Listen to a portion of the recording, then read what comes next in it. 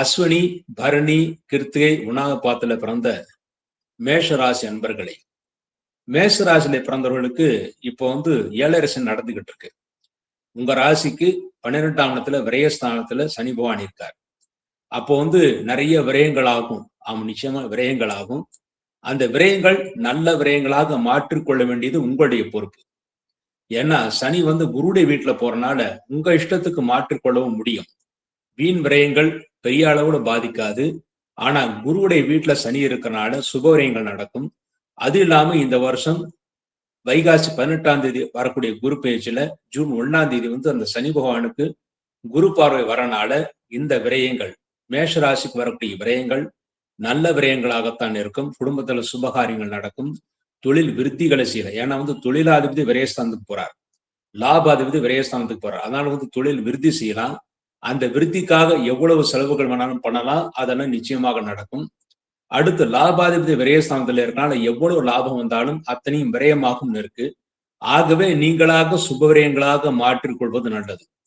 அப்படி சுபவிரயங்களாக மாற்றிக்கொள்ளும் போது நிச்சயமாக இந்த சனி உங்களுக்கு நன்மையே செய்வார். அடுத்து இந்த சனி பகவான் உங்கள் ராசிக்கு 2ஆம் இடமான குடும்பஸ்தானத்தை பார்க்கிறார்.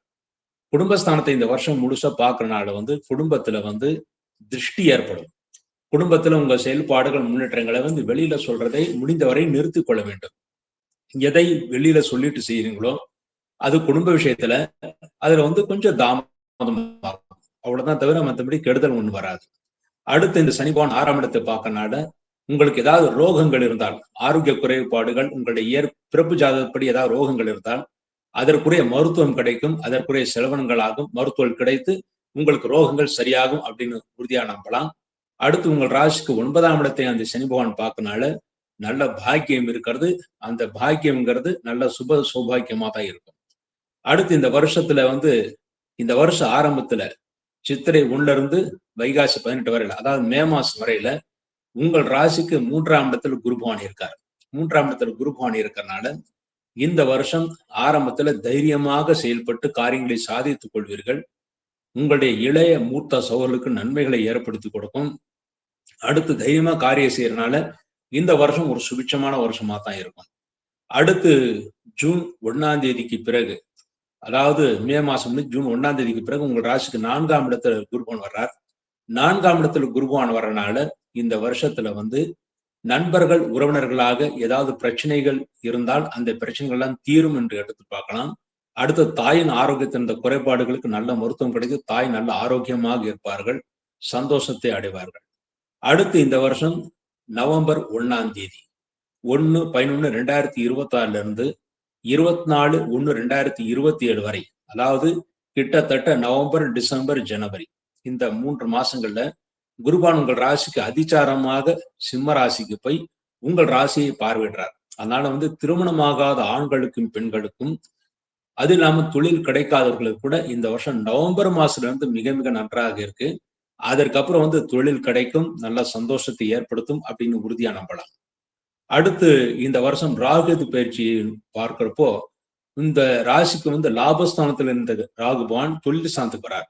அதாவது டிசம்பர் 5ஆம் தேதியிலிருந்து தொழில் ஸ்தானத்துக்கு ராகு பகவான் வர்றாரு. அதனால வெளிநாடு சென்று ஏதாவது தொழில் செய்ய விரும்புபவர்களுக்கு டிசம்பர் 5ஆம் தேதிக்கு பிறகு நல்ல முன்னேற்றம் இருக்கிறது, சந்தோஷம் இருக்கிறது.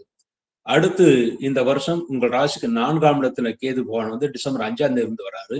அப்போ தாயின் ஆரோக்கியத்தில் சிறு குறைபாடுகள் வரும். இருந்தாலும் குருடைய அந்தஸ்துல இந்த குருவோடவே கிட்டத்தட்ட இந்த கேது பகவான் இருக்கனால அந்த டைம்ல தாயின் ஆரோக்கியத்திற்கு நல்ல மருத்துவம் கிடைக்கும். நண்பர்கள் உறவினர்கள் உதவிகள் செய்வார்கள். ஆக இந்த வருஷம் திருமணமாகாத ஆண்களுக்கும் பெண்களுக்கும் நவம்பர், டிசம்பர், ஜனவரி, அதாவது ஐப்பசி 14ஆம் தேதிக்கு பிறகு தை மாசம் 10ஆம் தேதிக்குள் திருமணம் கைகூடுவதற்கான வாய்ப்பு மிக மிக அதிகமாக இருக்கிறது. அதன் பிறகு இந்த வருஷம் சொந்த தொழில் செய்பவர்களுக்கு தொழில் விருத்திக்காக செலவினங்கள் செய்ய வேண்டியிருக்கும். அந்த செலவினங்களுக்கு ஏற்ற வருமானம் உங்களுக்கு நிச்சயமாக கிடைக்கும். அடுத்தது சொந்த தொழில ஏதாவது விஸ்தரிப்பு செய்யணும் அப்படின்னு நீங்க விரும்புனீங்கன்னா நிச்சயமாக ஜூன் மாசம் 1ஆம் தேதிக்கு பிறகு தொழில் விஸ்தரிப்பு செய்து கொள்ளலாம். உத்தியோகஸ்தர்களுக்கு பதவி உயர்வு காரணமாக தொழில்துறையில இடமாற்றங்கள் ஏற்படும். இந்த இடமாற்றங்கள் நல்ல மாற்றங்களாகத்தான் இருக்கும். உத்தியோகத்தில் இருப்பவர்களுக்கு வெளிநாடு செல்ல விரும்புபவர்களுக்கு வெளிநாடு சென்று விட்டு வரலாம். அதுல உங்களுக்கு சந்தோஷம் கிடைக்கும். இன்னொன்னு வந்து தொழில் விருத்தி இருக்கிறது, சம்பள உயர்வும் இந்த வருஷம் இருக்கிறது. அந்த சம்பள உயர்வு காரணமாகவும் சிலருக்கு வந்து இடமாற்றங்கள் நேரிடும். விவசாயிகளுக்கு எதை பயிரிட்டால் நல்ல மகசூல் கிடைக்கும் அப்படின்னு நிறைய பேர் கேட்பாங்க. இந்த வருஷம் கிழங்கு பயிரிட்டால் நல்ல மகசூல் கிடைக்கும். இதுவரை உங்களுக்கு போர்ல வந்து தண்ணி இல்லையே அப்படின்னு வந்து சிரமப்படுறவங்களுக்கு இந்த வருஷம் போர் போட்டால், அதுவும் இந்த வருஷம் குரு ஜலராசிக்கு போன பிறகு ஜூன் 1ஆம் தேதிக்கு பிறகு போர் போட்டால் நல்ல சுவையான குடிநீர் கிடைக்கும். அந்த போர் எப்பவும் வற்றாம இருக்கும்னு இருக்கு. இந்த வருஷம் கிழங்கு பயிரிடலாம், மஞ்சள் கூட பயிரிடலாம். மஞ்சள் பயிரிட்டாலும் உங்களுக்கு நல்ல மகசூல் கிடைத்து அதன் மூலமாக நல்ல வருமானம் கிடைக்கும். அந்த வருமானத்தின் மூலமா அடுத்து ஏதாவது நிலங்கள் வாங்கணும்னு முயற்சி பண்ணாலும் அது நல்லபடியா நடக்கும். மேஷ ராசியில பிறந்த அரசியல்வாதிகளுக்கு செலவினங்கள் மிக மிக அதிகமாக இருக்கும். தோல்வி பயம் இருக்கிறது. ஆகவே மிகவும் எச்சரிக்கையாக செயல்பட வேண்டும். இந்த வருஷம் பெண்களுக்கு ஏற்றத்தை ஏற்படுத்தி கொடுக்கும். மேஷராசியிலே பிறந்த பெண்களுக்கு நல்ல ஏற்றத்தை ஏற்படுத்தி கொடுக்கும். மேஷராசியிலே பிறந்த பெண்களுக்கு அவர்களுடைய கணவன்மார்களுக்கு தொழில்துறையில நல்ல விருத்தி இருக்கிறது. அவருடைய கணவன்மார்களுக்கு இடப்பெயர்ச்சி இருக்கிறது. அந்த இடப்பெயர்ச்சியின் மூலமாக சம்பள உயர்வும் காத்திருக்கிறது. உங்களுக்கும் சம்பள உயர்வு காத்திருக்கிறது. ஆக இந்த வருஷம் தொழில் செய்கின்ற பெண்களுக்கு நல்ல யோகத்தையும் முன்னேற்றத்தையும் சந்தோஷம் ஏற்படுத்தி கொடுக்கும். இந்த வருஷம் மாணவர்கள் மிகவும் கருத்துடன் படித்தால் மட்டுமே நல்ல மதிப்பெண்களை பெற முடியும். நவம்பர் மாசத்துக்கு பிறகு வரக்கூடிய நவம்பர் மாசத்துக்கு பிறகு எழுதக்கூடிய தேர்வுகளில் நீங்கள் நல்ல மதிப்பெண்களை பெற முடியும். இந்த வருஷம் வயோதிகர்கள், அதாவது வயதானவர்கள் தீர்த்த யாத்திரை செய்யலாம். அந்த தீர்த்த யாத்திரையில வந்து நல்ல பலன் கிடைக்கும், நல்ல சந்தோஷம் கிடைக்கும். அந்த தீர்த்த யாத்திரைகள் மூலமாக நல்ல தரிசனம் கிடைக்கும். அதன் மூலமாக குடும்பத்திற்கும் நல்ல விருத்தி ஏற்படும். இந்த வருஷம், இந்த புது வருஷத்துக்கு எப்பவுமே தமிழ் வருஷம்னாலும் நமக்கு ஆதாய விரயம் கேட்பாங்க. இந்த வருஷம் மேஷ ராசியிலே பிறந்தவர்களுக்கு ஆதாயம் 11 பங்கு, விரயம் 5 பங்கு, ஆக 6 பங்கு உங்களுக்கு லாபம் இருக்கிறது, அதாவது சேமிப்பு இருக்கிறது. ஆகவே இந்த வருஷம் குரு ராஜாவாக வருவதனால், அதுவும் உங்களுடைய ராசிக்கு பாக்யாதிபதியாக குரு இருந்து அவர் ராஜாவாக வருவதனால் இந்த வருஷம் மேஷராசியை பிறந்தவர்களுக்கு ஆதாயம் 11 பங்கு, விரயம் 5 பங்கு மட்டுமே. ஆகவே இந்த வருஷம் நல்ல சேமிப்பு இருக்கும் என்று உறுதியா நம்பலாம். அடுத்து இந்த வருஷம் என்ன பரிகாரம் செய்யலாம் அப்படிங்கிறப்போ, உங்கள் ராசிக்கு அதிபதி செவ்வாய்க்கு வேண்டிய கடவுள் அப்படிங்கிறப்போ முருகப்பெருமான். ஆகவே ஒரு செவ்வாய்க்கிழமை முருகன் கோயிலுக்கு, முக்கியமாக இந்த செவ்வாய்க்கான முருகன் கோயில் அப்படின்னா பழனி, ஒரு செவ்வாய்க்கிழமை பழனி போயிட்டு வர்றது நல்லது. அடுத்து உங்களுக்கு 7.5 சனி நடந்துகிட்டு இருக்கு. 7.5 சனி நடக்கிறதுனால வந்து உங்களுக்கு எல்லா காரியமும் சிறிது தாமதமாகும். அதாவது எந்த முயற்சியும் முதல்ல நடக்காது, 2வது 3வது முயற்சியில உங்களுக்கு வெற்றி கிடைக்கும். படித்த மாணவர்களுக்கு 2-3 முறை முயன்றால் நிச்சயமாக வேலை வாய்ப்பு கிடைக்கும்.